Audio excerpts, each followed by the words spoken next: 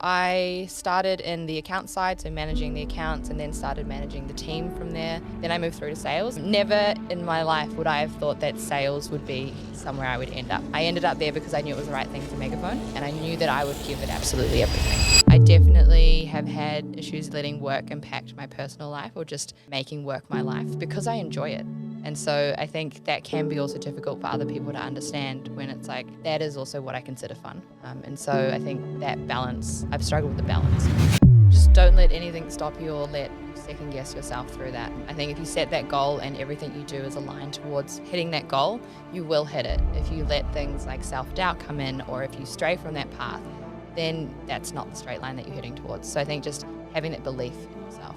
My name is Lauren Oakes and this is Life, Money and Love.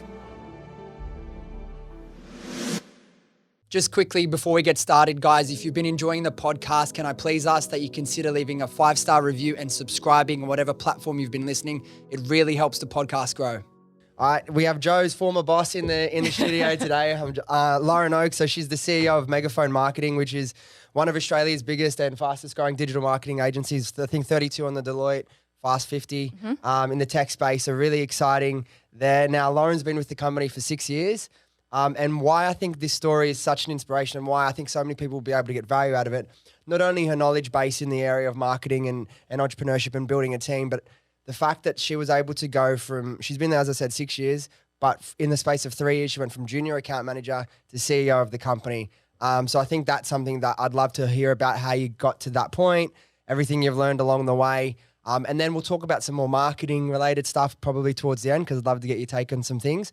But really, I just want to unpack the journey for you, Lauren, how you got where you are today and kind of everything that's progressed from your life. But first of all, thank you for coming. I know you're based down in Melbourne. You're only up in Sydney for a little bit of time. So appreciate you sharing your time with us. Thank you so much for having me. Really excited to be here. And yeah, I think huge congrats to you as well and your success. Thank I think you. Coming from the e-commerce space, it is really, really cool to see that story. Yeah. And that's the thing about e-com, like it can change lives. You don't need a whole massive budget. You can start agency or product-based business. You can start from your bedroom of your house. If you have a couple $100 if you want to be drop shipping or if you just want to start an agency, you need barely any resources. So it's been such an awesome change in the business landscape over the last 5 to 10 years, because before when I was a kid, I felt like you needed a lot of money or investment or a loan from the bank to start a business. And it's just not the case anymore. Obviously, as you would see, how many new e-com clients I'm sure Megaphone has signed over the last couple of years, particularly since the COVID boom. So funny to call that a boom. But anyway, so I want to chat about what you were like before Megaphone and how you found your way there. So were you the type of kid that was always interested in business and marketing, or what were you interested as a kid? Yeah, I was really interested in advertising. I think I found that world really cool. Like I think coming from watching TV shows when I was younger, like that was the cool job that you could have. I remember going through like even primary school, I'd create like little businesses. So this is ridiculous, but I used to sell like rocks painted in nail polish to my friends. Whatever it takes. That was my first business idea as a kid. And then, yeah, just going through university, it was more focused around design and marketing was my background. But I think that it really gives you a lot of depth if you're looking at something outside of what your career is going to be in. So, yeah, really always had that mind, always very wildly impatient, wanted things to work quickly, wanted to know what was going to happen. And I think that's followed me all the way through. And you said going to uni. What did you study at uni? What was your degree? So it was industrial design and some marketing as well. And what do you think was the biggest thing that you learned or took away from the whole university experience? I think, well, my degree was very practical. So it was very solutions focused. You had to build a product, whether it was like a tree house or I was building a lamp or making things out of cardboard or paper. Like you always had a solution that you would come up with. So I think being very practical and being able to think something through and how it works, I think that's a skill that is really relevant in so many areas of life. Yeah, absolutely. And I think as well, just as someone who's started a business and you start to think about what type of people you'd want to bring into your team, obviously you want someone with amazing attitude, someone that buys into the vision of the business. But one of the things as well that's as someone who's tried to build a team or has built a team, like the biggest thing, the biggest asset a team member can have is like the solution focus and the pragmatic thinkers. When an issue comes up, it's not, you don't respond as, oh crap, what do we do here? The best thing I can say, and I'm sure it's for you with your team, if something problem comes up or an issue someone bringing to say, okay, this has happened. Here's 2 or 3 options what we can do to fix it, rather than just here's a problem. What do we do? I'm telling you, it is the best sign for me and an employee when they can do that. But what's your take on that? 100%. I think my favorite problems are the ones that are solved before they get to me. Often I'll be doing something and there'll be a group Slack message going back and forth. Then I jump in at the end and I'm like, great, It's already done. it's already been solved. Yeah. I'm like, great work. And that's about it. But yeah, I think that problem solving mindset is just so important. Like I think my job day to day is just a series of problems and how fast I can solve them. And I absolutely love that. 100%. That's the thing. When you're the CEO, when you're the founder of the business, half of your day at least is just solving problems. And particularly, I've never had a team as big as yours. So imagine it's all solving problems when it's over 100 people, bigger team, more problems. But okay, from uni, you went where I know you spent some time working over in New York. Was that straight after university or? Yeah, so I'd been in Wellington, New Zealand, population of like 400,000 people for my whole life and wanted to do the complete opposite. So went over to New York, worked in an analytics company there. So it was more content marketing, native advertising. And yeah, I think that's really where something sparked in me, like the energy in New York. Have you been to New York? I love New York. Yeah. It's just, you can't even describe it. I don't even think I could describe it while I was there. As soon as I left, I was like, oh, something's missing. And like that energy that the city built, everything was so competitive. Everybody is walking with a place to go. It's so much more fast paced. And I think that that's really where I started to build my career. You know? Yeah, I 100% can relate to that. Like New York, I really understand the saying. It's like, I understand why everyone feels like just to get into hustle mode, into grind mode. When you go there, like you said, everyone's has a purpose. Everyone's there to chase some sort of a dream, you know what I mean? And I just remember being there and feeling so inspired just to work, but not in like a unhealthy way. I just want to grind myself into the ground. I just felt really uplifted and excited to work and the possibilities that were possible. Like you realize when you're in New York, anything's possible. Like you're not missing out on anything being in New York City. The biggest and best things are going on there. And I remember leaving as well and coming back to Sydney. And I was just like, I need to get that feeling back somehow. If you could bottle the feeling that New York City gives you and put it in like a supplement and take it every day, you'd be a billionaire, I can guarantee it. Yeah, I think you're just on 1.2 speed constantly. I think like I walk at such a weirdly fast pace as well. Like everyone here is always like, slow down. What are you doing? We're just going for a walk. I've got to get somewhere. Got to get there faster. But I think in New York, that energy is just standard. Yeah, I'm a very fast paced energy inside and outside my body. So that I actually feel like quite relaxed in New York. But you mentioned you worked in like a company that was like more of an analytics company. Do you like identify more as like a creative person or an analytical? I know you need both to be a CEO, but where do you think your strength lies? I think I have a balance of both. I think through high school, I always excelled in maths. I don't know if I particularly enjoyed it, but I always did really well at it. But I really enjoyed the art side. So I was just always in the art studio there. But math is something that I didn't really have to put too much effort in, but it just came naturally. So I think being able to have that balance has enabled me to excel in this field, because really it is a combination of looking at data, interpreting data, and then analyzing creatives. And when you were in New York and it was time to come home, you obviously came to Melbourne, to Australia. What was the thinking then? Did you know you were going to come to Melbourne? Were you thinking of going home? What made you leave? Well, for a New Zealander, you have a year visa, and pretty hard to get anything else. And I just wasn't ready to go home. And going home to Wellington, where it is a little bit slower, I just wasn't ready for that. And so Melbourne, in terms of advertising and marketing, is a leader. So that was where I ended up. Didn't have a job, rocked up with minimal money at this point as well, because I'd just been in New York and that's where I spent it all. And yeah, within a couple of months, I was at Megaphone. Where did you live in New York? Because it's so expensive to live in New York. Oh, it's so expensive. I lived in the East Village. So I was like, if I'm going to be here, I'm going to live exactly where I want to live. Yeah. And I'm just going to eat bagels. $1.50 bagels, $1 sliced pizza. You can survive on that. Yeah, but the thing is, it's worth it. When you're in New York, you sustain off something else. You don't need proper food. You just live off the energy. I love it. All right, so you're in Melbourne. Did you do many interviews before Megaphone? I heard that you were like one of the last people to interview. Is almost finished the interview process when you rocked up. Yeah, I remember sending in I sent out a couple of CVs. I was looking at different grad programs entering into Melbourne. But yeah, Megaphone really stood out. I think it was more of an established role that I was looking at. And yeah, I was the last applicant. Max had sort of closed off all of Max is the founder of the company. He'd closed off all the applications and I came through and he's like, all right, well, we'll push you through if you can get it back quickly. It's like, Done. you'll have it back. Because there's a challenge and everything involved in it. Yeah. So, yeah. And one thing I really want to get your take on and your opinion on, just to get your insight, as someone that started, as I said, junior account manager, within 3 years you were CEO of the company. I imagine there was a series of promotions to get to that point. How does someone go about getting promotion? If someone's working for a company, whether it be an agency or otherwise, and they're looking for that progression, what can people do to, push their, not wait for a tap on the shoulder? What can people do to, I know you've spoken about going above and beyond the job description, but how can people make themselves stand out and earn a promotion? I think it's not even just going above and beyond the job description. I think I absolutely threw that out the window and I was like, what can I do here? What is the end goal?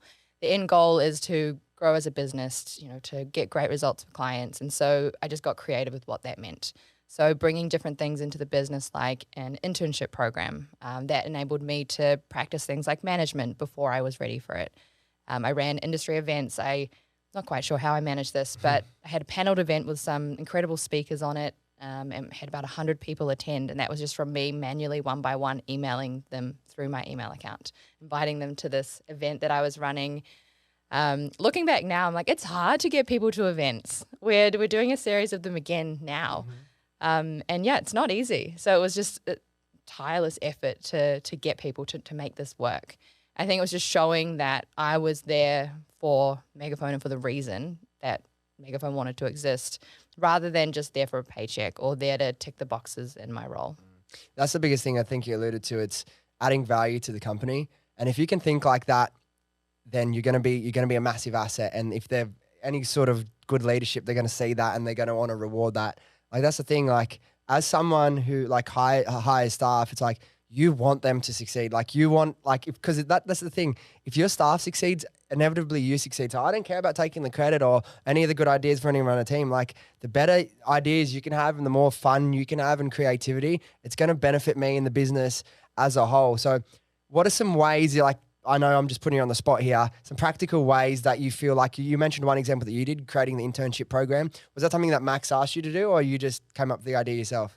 No, it was more I would go away and make plans on the things that I wanted to learn or the skills that I wanted to, bring into my skill set and partnered it with what I knew we needed for the business. And I think if you can show that synergy between what you need in your career for your growth and what the business needs, if you can find that middle path, then everybody's going to win in that scenario. You're more motivated to do it because it's what you want, but then the business obviously is going to see success from that. Yeah, I love that. Everyone wins in that situation. So what I was going to ask to put you on the spot is, do you have any other examples or practical ideas that people could do to come up with ways to, help their business that might be a little bit out of the box, either just something off the top of your head or something that some of your team have done over the last few years that stood out and you're like, wow, I love that idea, really showed initiative and impressed me? Yeah, I think even just the way you're presenting the idea is quite important. It's not just we're chatting in the kitchen. Oh, I thought about doing this. It's, I've had people present to me like a presentation on, I think it was launching branding into Megaphone. And it was going through the ways that we could sell it, why we should sell it, the uplift we could get, clients we could upsell onto it, pricing examples for it.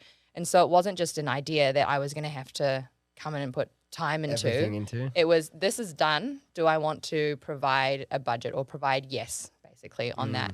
So I think it's just making it really easy. And I think showing that it's not going to impact, what you are doing in your day-to-day role. And I mean, the ideas that you can have are probably very relevant to the role that you're in, but just anything that can add value, Yeah, that's such a great example. So you're talking about these head of departments coming to you with these ideas to improve their, because you've worked across pretty much all of the key areas in Megaphone, right? You were in sales, marketing. What are the different hats you wore on the way up to CEO? Yeah, so I started in the account side, so managing the accounts, and then started managing the team from there. Then I moved through to sales. That was actually a sort of a happenstance. Ended up there. Never in my life would I have thought that sales would be somewhere I would end up. Marketing, that's where I wanted to go. But sales is completely out of my pathway. I ended up there because I knew it was the right thing for Megaphone. And I knew that I would give it absolutely everything. So I read a couple of books over the weekend. On a Monday, I was sales manager. So sales, I think, has been the most interesting part, and I think it's made me develop so much as a person as well.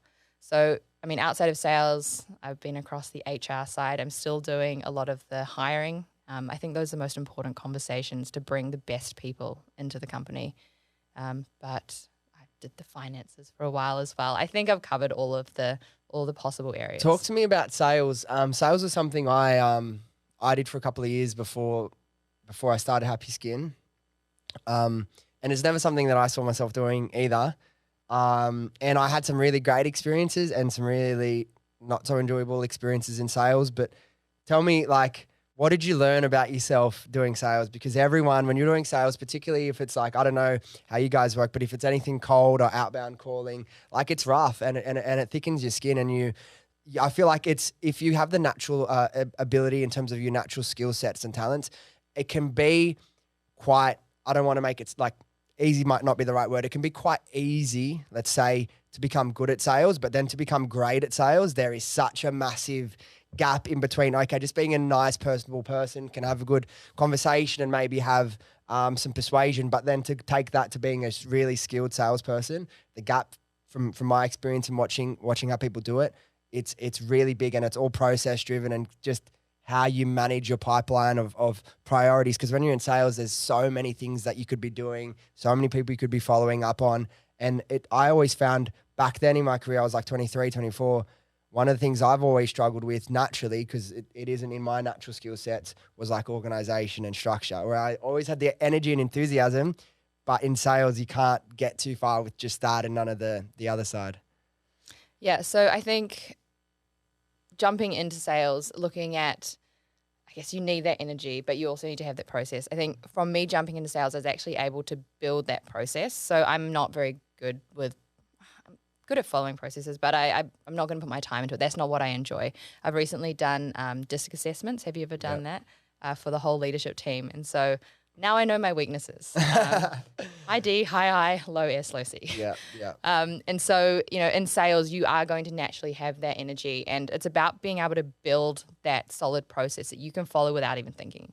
And, we want our sales team to have high D, high I, be very dominant, be very confident, be very competitive in those conversations. But we don't want it to take a really long time to put together a pitch, which is, where you need to have a really strong process in place. So I think from me jumping into it, rather than looking from the outside and trying to build a process, actually understanding the problems that were coming up and just being put outside of my comfort zone has been the biggest growth that I could have seen. And then moving into like your role as a CEO, there's so many things I want to ask. First thing as well, as someone who's been in the agency land for 6 years, just interested to get your opinion. Why do you think so many, not every agency obviously, but why do you think sometimes like agencies have a bad rap? What do you think makes a bad agency? I mean, you can definitely have a bad agency, but I also think not every brand is going to see success through digital marketing. You need to have a really strong foundation, a good product, an actual need for a product. I think that's the most challenging thing is you can't just sell a product if nobody has that need to buy a product. So there's always going to be businesses that won't work online. But I think, there are a lot of ways you can cut corners as an agency. So, I've heard of agencies that are outsourcing everything. And if you have people running your campaigns that aren't actually living and breathing the country that you're living in or trying to sell to, then it can be a little bit difficult to actually understand that. So, we try to make sure that, nothing is outsourced, but I think that's a really good distinction. This is one of the things, I think I've spoken to the guys about this. One of the things that grinds my gears the most, right?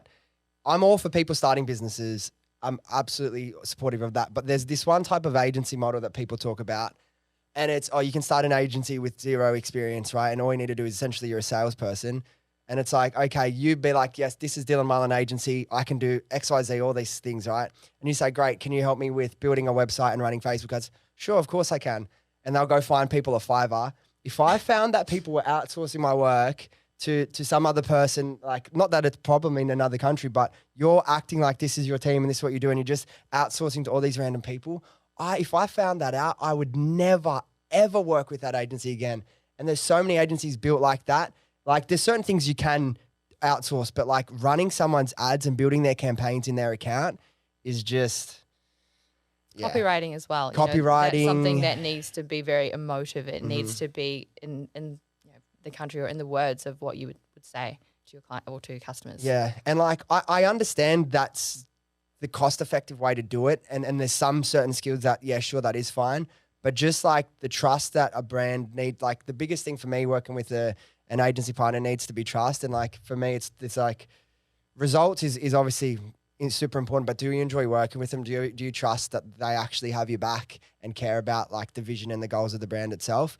It's really relationship building. And that's the same as if they were a team member. If you didn't have a strong relationship or have strong trust with them, you wouldn't want them running. So you need to have that trust with an agency, and it's about going in, like actually just getting to know them. They should know your product better than you know your product and how you can sell it. I find it quite interesting as well when people come to us with a product, like this is our product, this is exactly how we should sell it. It's like, we could do that, or we could actually research it. We can look at all the data and actually present to you who your customer is. So I think there's a bit of back and forth or from both ways there. Yeah, for sure. Now I want to speak about the changing, how much your role has changed over the years. Now, I know a question you would get asked all the time because I'm interested, but I know as someone who's like ran a business for a number of years, there's no such thing as a typical day, right?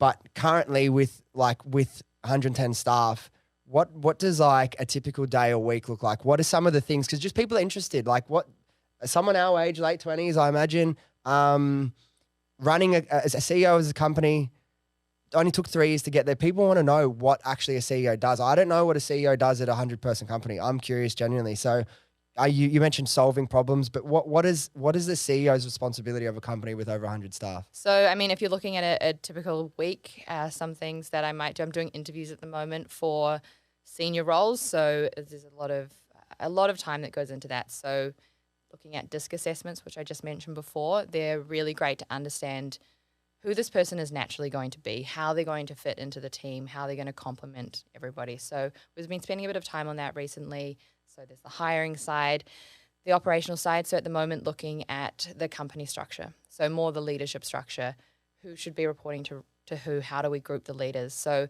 that might be like a 2-3 hour planning session with the current heads of departments to figure out how we're going to get the most out of the team we have, what gaps do we have, who do we need to hire. A lot of networking events. So this half of the year, it's always very busy in terms of networking.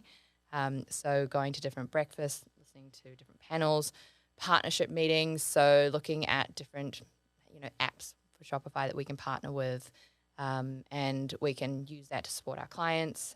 I'll jump in on a client meeting. I'll jump in on a sales pitch. I'll work on just thinking what I've done the last week, working on things like a volunteer program for all of our offices, looking at policies like our maternity leave, what should that look like, researching different softwares that might come through to see if we can build efficiency into anything we're doing, meetings with Max, the founder, meetings with Arjun, who is the CEO of the USA arm of the office of Megaphone, meetings with the UK office, making sure that that's running, hosting team meetings. We actually had a really cool session with one of our idols, Dara Denny. She's an incredible marketer, very heavy on the creative side. She actually came and did a presentation virtually to the company this week. Christmas party, So it's just really business improvement and opportunity management across all facets of the business, right? Yeah, I mean, there's the boring stuff as well, like writing role descriptions, doing admin, HR processes, all of that as well. But what do you how much of your focus as a CEO goes into building culture? Culture is a huge focus. I think a few years ago it was even more of a focus because that was building a really strong foundation. Through COVID, it was a massive focus because how do you build a culture when everybody's at home in their bedrooms working? So it's been a big focus there. Making sure that we're bringing the culture through the other offices as well. So we've got Brisbane, Melbourne, Sydney, UK and US. And so ensuring that we have the same values. Making sure that we're always driving the vision of where we want to be going for the company so that everybody's really aligned. So it's a huge part of it, making sure that we're doing things in 9 to 5 is really where I define culture. It's not just, Friday drinks. It's, what can we do in between the hours of 9 to 5 to actually help someone grow and develop in their career and actually feel fulfilled in what they're doing. And you mentioned you've done and you still do quite a bit of the hiring. What are you looking for when you're hiring someone, whether it be more of an entry to mid-level role or a senior role? What are the things that you look for in a good hire? Someone that has drive and motivation to succeed in whatever they do. Because if somebody is motivated to do their best work, whatever you put in front of them, they're going to be able to find the best way that they can do that. They're going to be coming up with great ideas. So we will look at experience, but it's not the most important thing. I think it's that mindset, that attitude that you have to win, to be successful. That is really important. Do you have like a favorite interview question you ask? I don't want to give it away. The secret's coming out. I like to ask like a practical question that's completely out of the box. So, for example, it could be, how many cars do you think there are in Australia? Okay. And so you need to how is that person going to explain it? If you say that to someone and they sit there and deer in headlights, that's what's going to happen in their workday when something comes up. Do you know the actual answer? I do know the answer. Let me guess. All right. So 25 million people, 26 million people. This is what I'm looking for. This like rationalization of how many are adults? Probably like 70%. I'd gonna guess not everyone has a car. So 8 million. How many? about 18. Oh, yeah, people have multiple cars. Yeah. But my cousin has like 8 cars. Think about all the rental cars, the taxis. Yeah, Ubers. true. Fuck, I'm not getting a job at Megaphone. It was too far off. No. I mean, in the scale of things, that one's close. I've had billions. I've had just 100,000. Yeah. I was I've like had, maybe 10, maybe 18 million cars. Interesting. which is actually the number I said to Max on the phone. Yeah. I'm sure that helped me get hired initially. That's cool. I love that. And I know you've spoken about, talk to me about why you feel, and I 100% agree with this, the attitude is more important than the skill that they have on the day that they show up. You could have whatever skill you wanted, but if you don't have the dedication or commitment to actually put time into it and actually fulfill that skill, then it's going to go nowhere. And as someone who's done a lot of interviews, what are some things not to do for someone looking to get a new job or a promotion in an interview? Because, you see a lot when you interview a lot of people, and I definitely haven't interviewed as many people as you. So what stands out as things people like not to do in an interview for a new role? The most rogue one I have had is someone was filling their car up with petrol while I was interviewing them.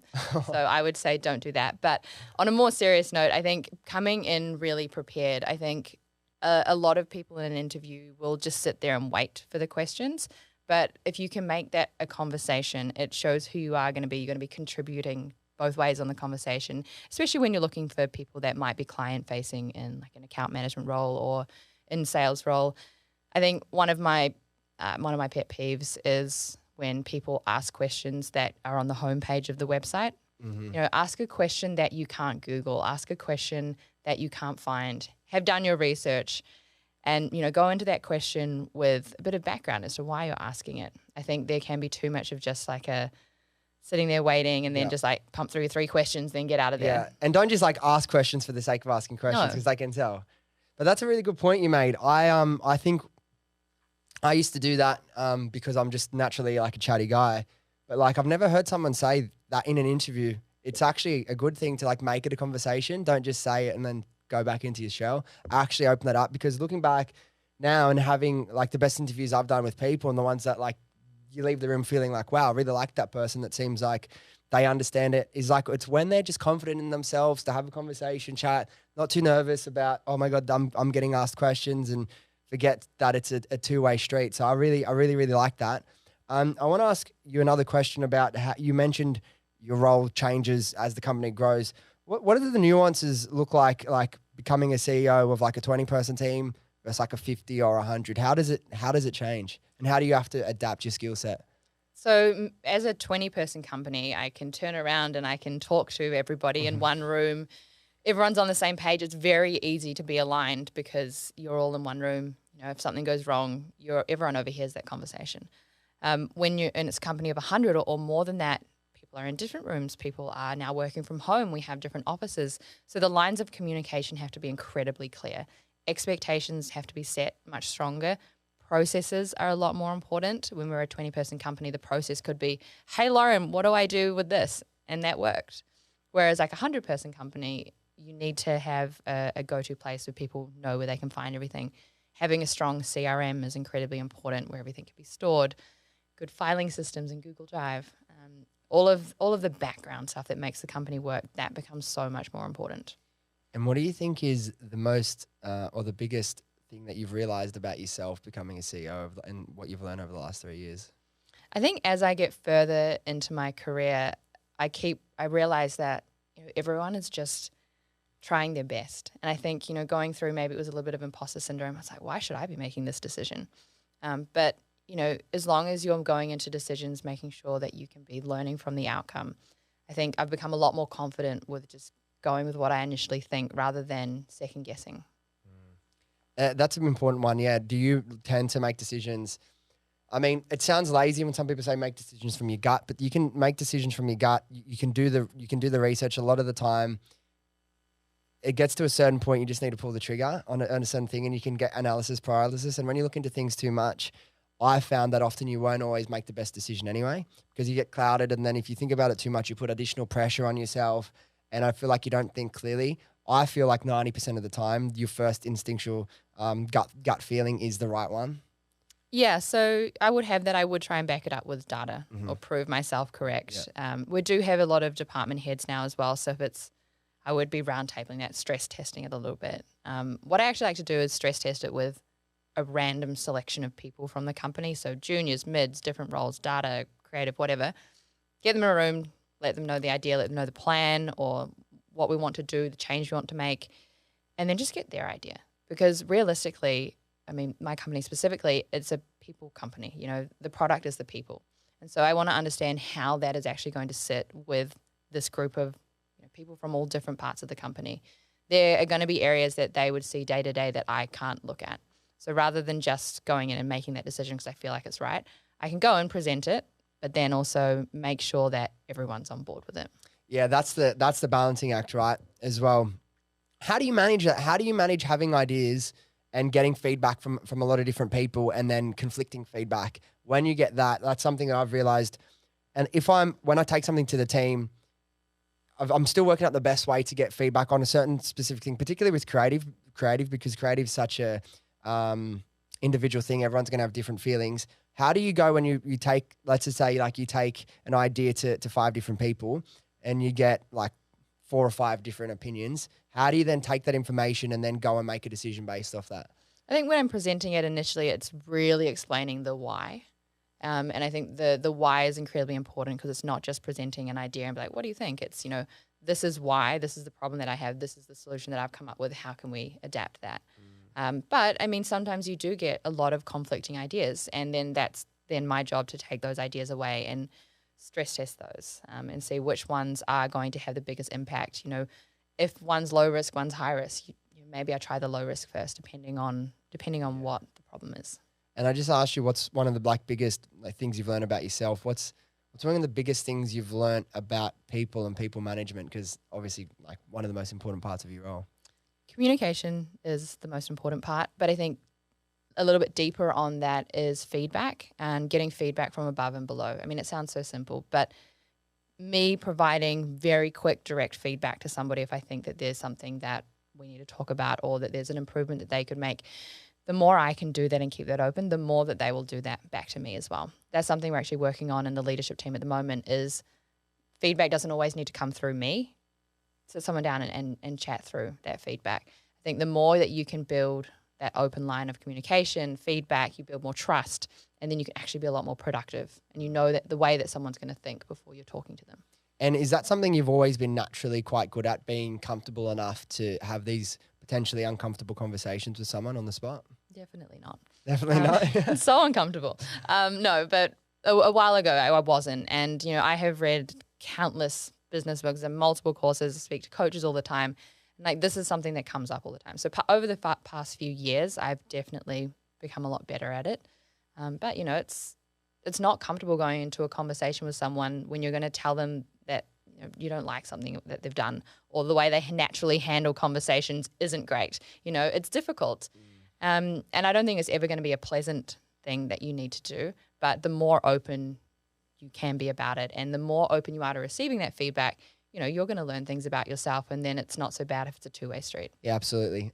You just mentioned working with coaches and stuff. Have you had mentors along the way? Like, who do you lean on, and what things do you lean on to help you succeed and continue to grow, both personally and professionally? Yeah, so I've worked with a number of different coaches, and Max, the founder, he lives in America now. He is a great mentor as well.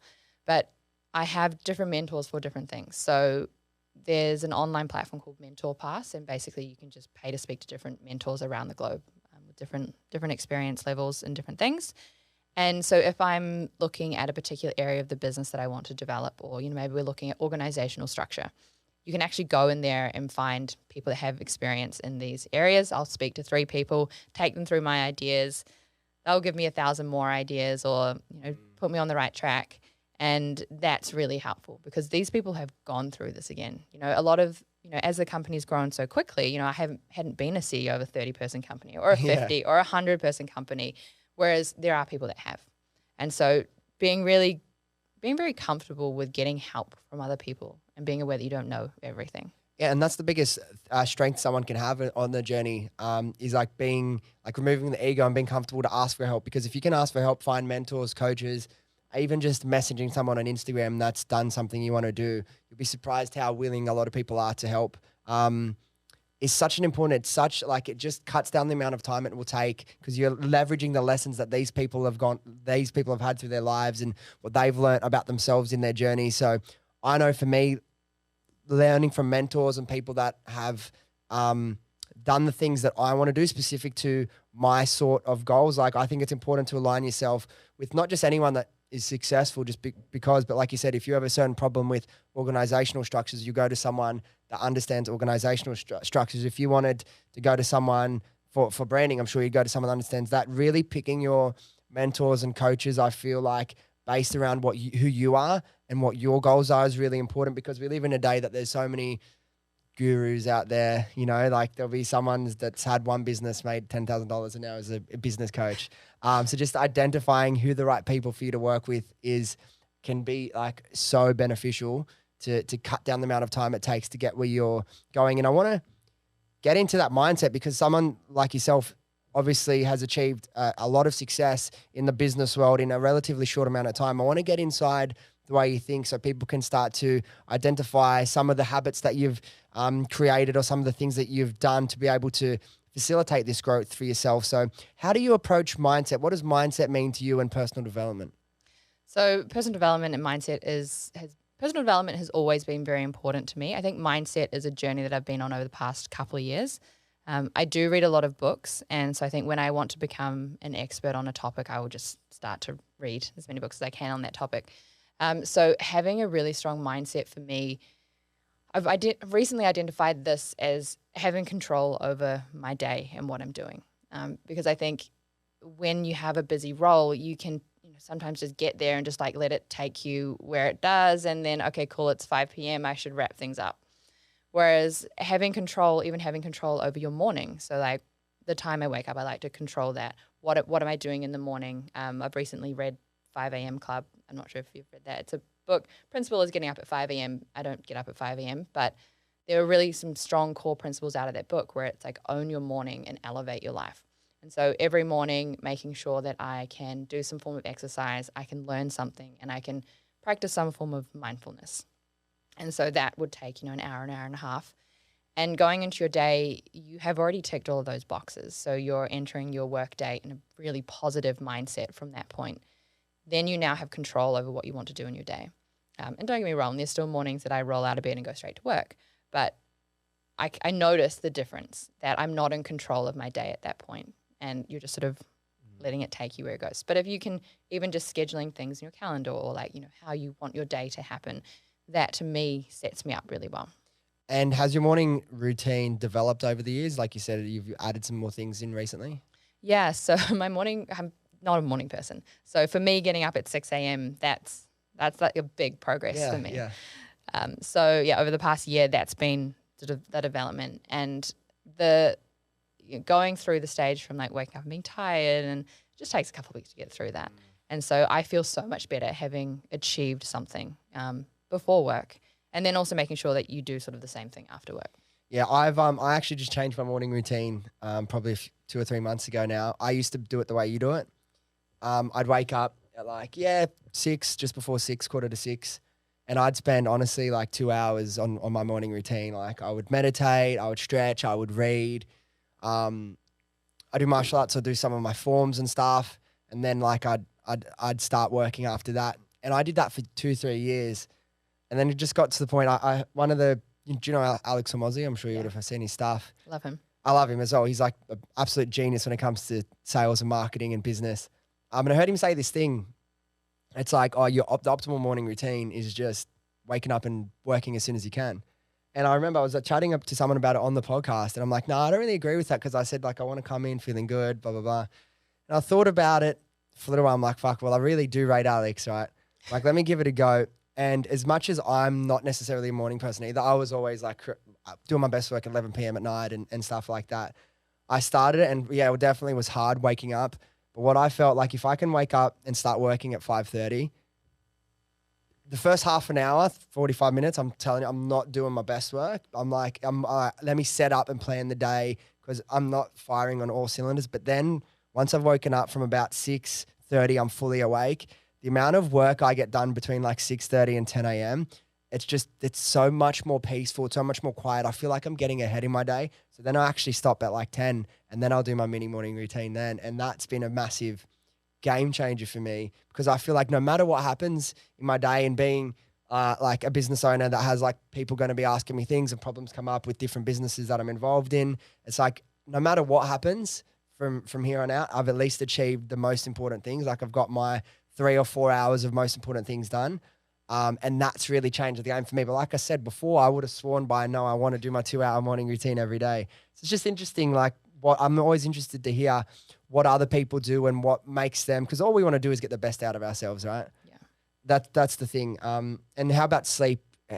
How many hours of sleep do you get as a CEO? There's lying in bed and then there's sleep. I think it takes me a while to get to sleep. I'm still working on that half of it.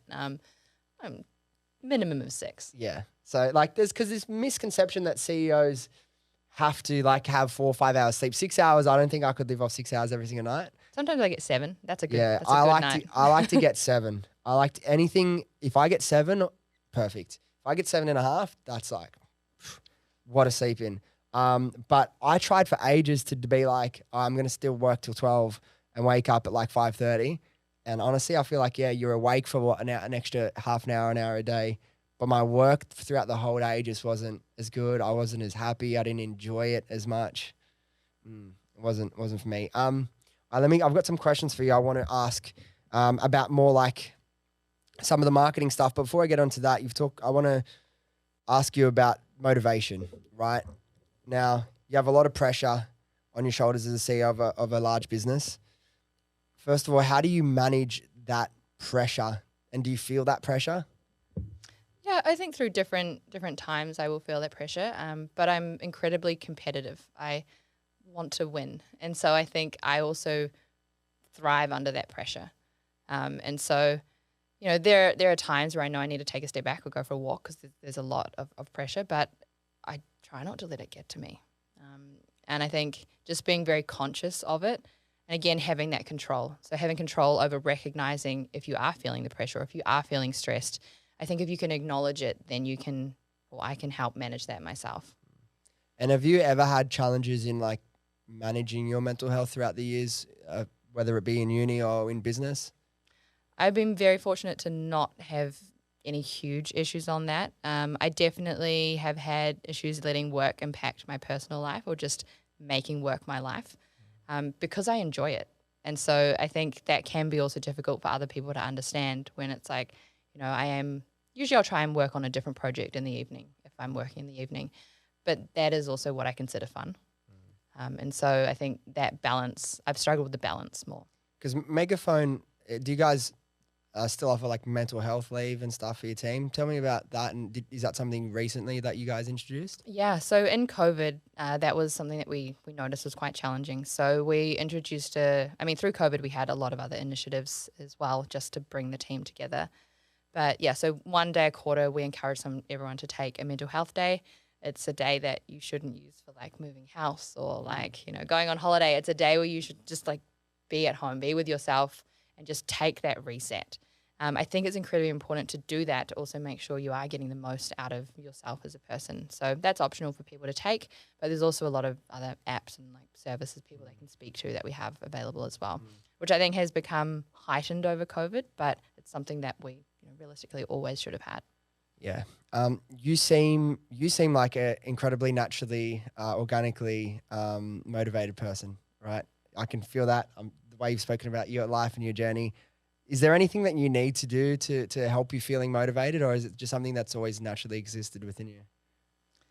I think it's something that's always naturally inside me. I do need a reset sometimes. I also need my downtime, which would be like watching Friends on TV. I like to watch something where I know what's going to happen. It's just winds me down. But yeah, I naturally have that energy in me.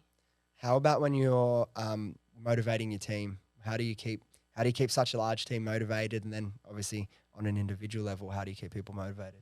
It gets back, I think on a team basis, it also gets back to really clear communication. The employees need to understand where the company is going and why they want to be on that journey with you. People also, when you're doing one-on-one management, they need to understand how what they want is connected to what you want. So it's not just come to work and do your job. It's what do you want to get out of your career? Okay, you want to be here? Great. Well, we want this. So how do we pair that together? Everyone has motivations to see themselves succeed. And so if you can partner that with your company, that's how you're going to start to motivate people. Yeah, that's exactly one of my biggest learnings as well. It's like, okay, it's on a company level, where are we going and why is it exciting? What are we going to be focusing on for the next quarter or for the next year? And then individually having conversations with people about, so what realistically, where do you want to be in a year? What do you want to get out of the role? What do you want to learn? Because I remember when this is at the start, like those are conversations when I had really no leadership experience in any sort of corporate capacity. And then all of a sudden I've got a team of like 12 people. Some of them are older than me, like double my age. And I've got to try and have these conversations with people.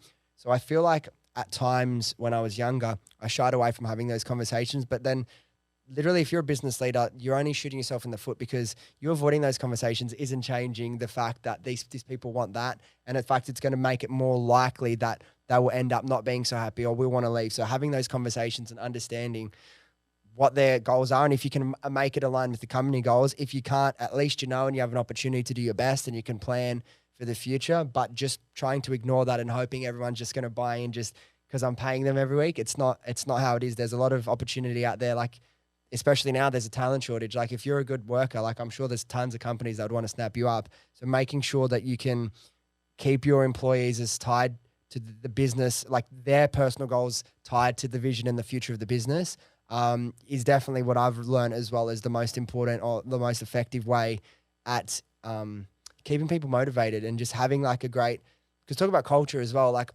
culture is something like I can be friends with everyone, but that's not really a good culture. It's like, is everyone really happy and satisfied and fulfilled coming into work every day? And if that's the case, I feel like that's going to like do the biggest, take the furthest step in like creating a good culture, right? Yeah, and I think so many people say like, oh, it's about the money, but it isn't. If you are happy and you're enjoying your role, then that is worth more than anything. And so to be able to create a culture where people can enjoy their role, and it is so much about that fulfillment, like you just said, not happiness. You can be happy anywhere, but are you fulfilled in what you're actually doing? Yeah, happiness is like, I can go to the beach with my friends and I'll be happy. But if let's just say I had a ridiculous amount of money, I never wanted to work, never needed to work another day in my life. Like I'll go traveling and I'll do all that. But after a little while, I'm like, even though it has nice, it is sitting on nice beaches, sipping on cocktails, you're going to get over just doing that one thing. But if you can find a purpose in what you're doing and a greater goal or a greater vision, that's going to really, in my opinion, the long term be able to fuel you and fuel your action to make it happen. Absolutely. And I think every person needs to have that as well. Everyone needs to understand what they're working towards. And it would be my job as well if they don't know what they're working towards or where they want to go in their career. Let's find out what that is. Like when I first started at Megaphone, I remember we're in the back of an Uber on the way to like one of my first client meetings, and the founder was like, what do you want? What do you want to be doing in a few years? I was like, oh, I would like to be in a C-suite role. And it's like, okay, cool. Well, let's make it happen. I was like, okay. Yep. And he took that really seriously. And I think I was very fortunate to have someone that took that seriously. And yeah, within a few years, I was there. So how do you set your goals? Because clearly you both on an individual level and on the company level, like you've achieved some lofty growth targets. How do you set your goals? By reviewing what we've done and then seeing where we want to go from there. I think reviewing what we have, reviewing our weaknesses. Often my goals will come from my weaknesses or areas that I think I can improve the most on personally, but also for the company as well. So that's not just me setting goals. I think it's very important that the leadership team is also setting the goals so we're all aligned towards where we're taking the company. Mm. And do you have like a motto that you live by or anything like that? Some people do. Not necessarily. I often say more is more. Mm-hmm. I feel like most people say less is more, but I do feel like more is more. Like I want to know more, I want to see more, I want to do more. I just feel like I want to get more out of life. So yeah. I think I feel like I naturally gravitate towards to more is more as well. I did get it tattooed on myself as well. Oh, yeah? So pretty committed. Yeah, you're dedicated. You mentioned before that you're a big reader, and obviously you take your personal development seriously. If I was to come to you and say, Lauren, look, I'm working in a job right now. I'm not really satisfied at all with where I am or the future prospects. I want to just change my life, whether it be build a business, change industries, just start building like my dream life and my dream career. What are 3 books that you'd get me to read, or would you recommend someone reading? Okay. First one I would suggest, I've actually just read this book. It's The Mindful High Performer by Chelsea Pottinger. Cool. Saw it at the airport, grabbed it, read it within 2 days. I feel like it gives you a really good foundation for building a good mindset for what you want. So I think first of all, knowing what you want to get out of life is going to be important. I'm still hung up on 5 a.m. Club. I really enjoyed that book. Really good. Yeah.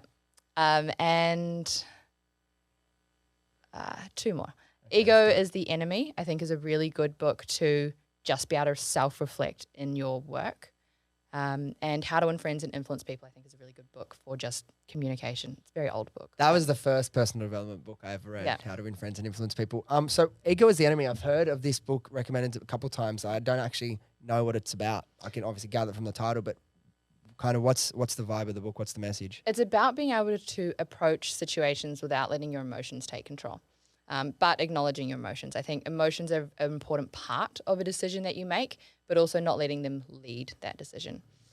So being able to take your ego away, which I think makes sense, and being able to make really conscious decisions, having considered everything.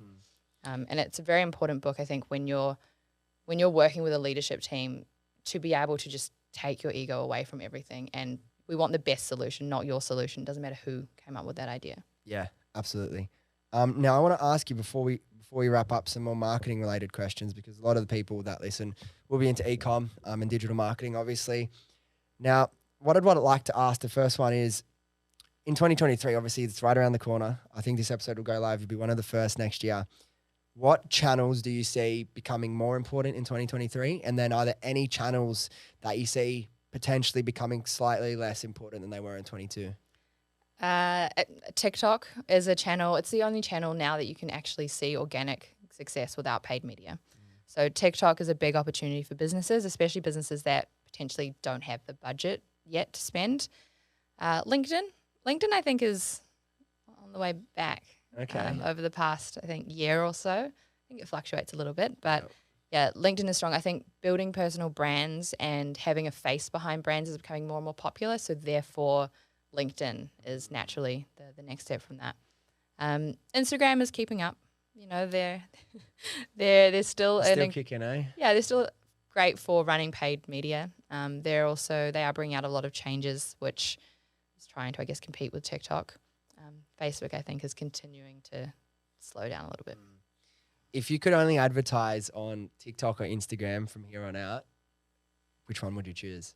advertising with paid media. Both. You can paid media and organic. Paid media, Instagram. Yeah. Organic, TikTok. Yeah. It's just TikTok's I don't know whether it's the algorithm or the people that use TikTok, but it's just not, I don't feel like it's as much of that. Like people shop on Instagram all the time. I think TikTok, people discover a lot of products and like obviously, particularly with good organic content, drives tons of sales. But yeah, there's something about like the Facebook and Instagram algorithm that is just nothing's been able to touch it yet. Yeah, you're not going to post a photo on Instagram and wake up the next morning and have No. made 10,000 sales. Whereas TikTok, that could be the case. Some reels, like we'll have like, obviously for the podcast, we create a lot of content. Like we'll have some pop off on Instagram, like massively that don't pop off on TikTok. But overall, like we analyze the data, like the growth on TikTok like is like 4 or 5 times faster at least.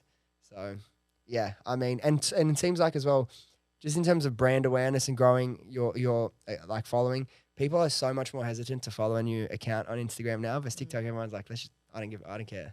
Yeah, I mean, it's not even about the follows on TikTok as well. You know, not at all. It's just about getting views, increasing that, and then the algorithm naturally promotes you even further. Something I've seen you talk about with TikTok is like SEO optimization. Talk to me about that and what are certain things that brands or creators should be doing to optimize the content on TikTok?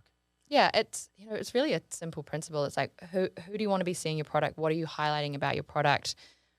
And put those hashtags there. Put the copy in the actual TikTok. Put it in the caption. Use the hashtags to make sure that you're giving it as much of a chance as possible. If you're speaking in it, say the words as well because TikTok can pick that up. So it's just making sure that you are very conscious about it. It's the same way you do SEO for your website on product or use hashtags on Instagram. And have you seen any niches or categories start to trend up in the last year or particularly as we move into 23? I mean, through the past 3 years, it's been quite a roller coaster with different products that have been launched across, I guess, across the market. I think industries that I'm seeing on the rise. I think we're seeing a lot. I mean, there's always a lot of baby products. There's always a lot of products targeted at mothers, and I think honestly that's smart. Yep. They're the demographic that would purchase the most. That 25 to 40-year-old female. If you've got a product that targets at that demographic, which you do, that's going to be a great place to launch an e-commerce business. So that continues to rise, continues to get more competitive as well. Yeah. Yeah, that's the thing. Like for us with our product, a lot of our followers and like sometimes the volume of our sales will be more in the 18 to 24. But if we look at a conversion rate basis and like who gives us the most value when we target them, it's that 25 to 34. It's the young mums crew that are just the biggest advocates and the best purchasers because like they just want to get shit done if they like a product and it's going to add value to their life or convenience like ours. They're willing to spend the money.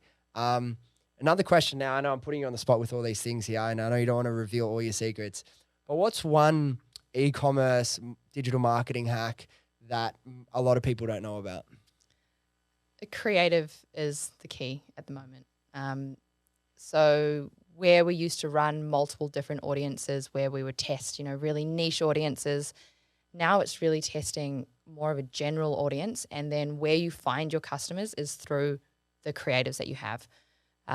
Really focusing on a strong hook through that creative. So the hook is what's going to actually hook someone in within 3 seconds and get them to want to watch the rest of your ad.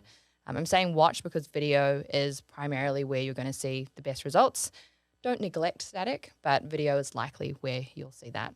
So really focus on creative, different creative, testing a lot of creative. And how do you approach testing different creative? Like, are you guys now focusing a lot on like TikTok style creative, like one person, like one organic piece of content, or are you like mashing a few up to tell more of a longer story? What sort of content do you guys like to test and how do you approach it? It'll depend on the platform. So TikTok's that could be the new one. TikTok style content on TikTok, UGC style on Instagram. But the way that we would test is if we have an idea, so something that's going to sell the product, that will be the one hook. And then we'll have multiple different versions of that one hook. So it could be a GIF, a video ad. It could include 2 different types of influencers. And that'll be a test. then we might have a second hook that we'll test as well. You can also test in a different way and have one video and test, 6 different hooks on that video and see what hook's going to bring someone in. You can get quite granular. It's going to depend on your budgets. If you're spending, only $1,000 a month, you're only going to need a few tests in that month. But when you're spending $100,000, then, you should be testing multiple different sets of creatives each week.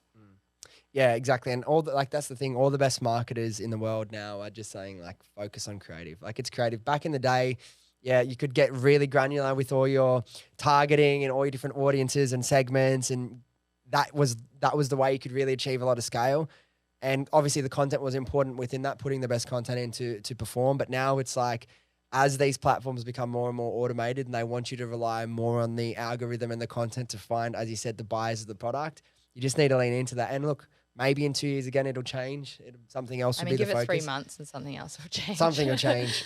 Speaking on changes, how did the iOS updates and the privacy tracking stuff affect the agency and your clients? Yeah, it made a huge change in terms of what we were tracking. We've gone from being ROAS focused and, ROAS is everything, through to MER, so marketing efficiency ratio. So rather than assessing just what happens on the Facebook platform, it's more assessing what happens as a whole. So the education with a client has been challenging to get them from this metric that they wanted to hit, a 6 times ROAS, to now be okay with a 3, but ultimately they're still earning more overall. Yeah. So that education process has been difficult. There are clients where it's, it can be a lot more difficult now. You can track less people, can't track them for as long. So if you've got a longer purchasing funnel, that can be a challenge as well because they might drop off. However, we just have had some comeback of some of the features. Yep. Okay. What sort of features came back? So the attribution window. So rather than being up, so the reason the attribution window is how long you can track that purchase through an ad after the purchase. And the reason that that's so important is you can then understand what creative is actually working. So often someone's going to take more than 7 days, maybe they're paid monthly. And so if we can track what purchase came through what ad, then we know what budgets to scale. Whereas if we lose all of that data, then you're kind of playing a little bit blind there. So that's been incredible to have that so we can actually understand where the wins are. Yeah, and I understand from a societal point of view, it's privacy, we don't, blah, blah, blah. I don't mind. I'm show me ads that give me things that I want. That's what I mean. I'm I don't know if I'm being biased here because obviously I'm a marketer and it's in my personal interest to be able to have visibility on what's working and what's not. It's I want personalized ads. I want to see ads of stuff I was looking at and ads that are really specific to me because it was usually as technology evolves, it's the tracking gets better, the data gets better. But we had the peak 2-3 years ago and then it's you got used to all that. Now it's much more of how's the business performing on a whole rather than you just because we used to have campaigns or ads on a certain level and we'd find a single ad within a certain ad set and it was performing really well and we could dump 10 grand into that in a day if we wanted to, but it's you don't have that sort of data on what's exactly bringing in the conversions anymore. So it's a lot, it's just, as you said, everything changes in business so often. What's going to help a business grow and scale and convert is going to change all the time. I want to wrap it up, but the last question I want to ask you is just, do you have one final piece of advice or a message to anyone out there, whether they be a young woman in business or in corporate or a male even that has similar goals to you and wants to go from employee and set a big goal of 5-10 years down the track, whatever it may be, being the CEO of a large company? Just don't let anything stop you or let you second guess yourself through that. I think if you set that goal and everything you do is aligned towards hitting that goal, you will hit it. If you let things like self-doubt come in or if you stray from that path, then that's not the straight line that you're heading towards. So I think just having that belief in yourself. And how do you, I don't know if you've ever experienced it, but how do you overcome self-doubt when you start having those thoughts? I think starting that mindfulness journey as well. So having that control over your day, what you're doing, what you want to achieve. I think it's setting those small goals. So, initially the goal would be, become CEO. Cool. What does that look like over a 3-year period? Cool. What do I need to do over the next year? I'm going to need to read a lot of books. Cool. So maybe my initial task is I'm going to read a book a month. And so you can actually have that sense of achievement and that sense of winning and working towards your end goal of being CEO by reading that book because that's your mini goal. So I think being able to break that down clearly and then also make sure you're tracking what you're doing. I love that. I agree as well. I think always work back from where you want to be. It's a really effective way to get there. Again, thank you so much, Lauren, for coming in and sharing your wisdom with us. Where's the best place? If anyone wants to find you or looking for a new agency partner to find you or Megaphone, where's the best place they can get more info? Absolutely. I'm on LinkedIn, just Lauren Oakes, and Instagram, Lauren Oakes CEO. Same on TikTok as well. I'm starting my TikTok journey. How are you having fun with the TikTok stuff? Yeah, I did a challenge where I posted a TikTok a day for 30 days to just get me into it, teach me how to edit, how it worked. That went great. I was, day 30, I posted a video of my dog, and that went viral. Yeah, how crazy is that? Yeah, 29 days of sales tips and like helpful marketing advice, slight traction. Day 30, dog, viral. Yeah, that's the thing. And it's like when you're we create so much content for the podcast on TikTok and Instagram, and it's done amazingly. And we're trying to do a lot more with me. It's just like you have so many things to do in your day. It's hard to get the time, but you just need to be able to be consistent because everyone says that has a big following on TikTok. It's like you can never predict the ones that are going to pop off. Like you'll put so much effort into one video and you'll be like, this is for sure going to kill it. And nothing. And then the one that you spent 5 minutes on, didn't really think about, you check your account, you're like, holy shit. 5 minutes in the emergency vet room. Yeah. Yeah. But yeah, I would just say keep going. Yeah. So I Cool. tell myself. All right. Thanks, Lauren. And have fun in the States when you go over there. I'm a little bit jealous, but enjoy yourself. Thank you very much. Thank you. All right, guys, thank you so much for listening. If you enjoyed this episode or you got something out of it, do yourself a favor, do me a favor, do your friends a favor and share this with them, and they can come along on this journey with us. Thanks again, and I'll see you next time.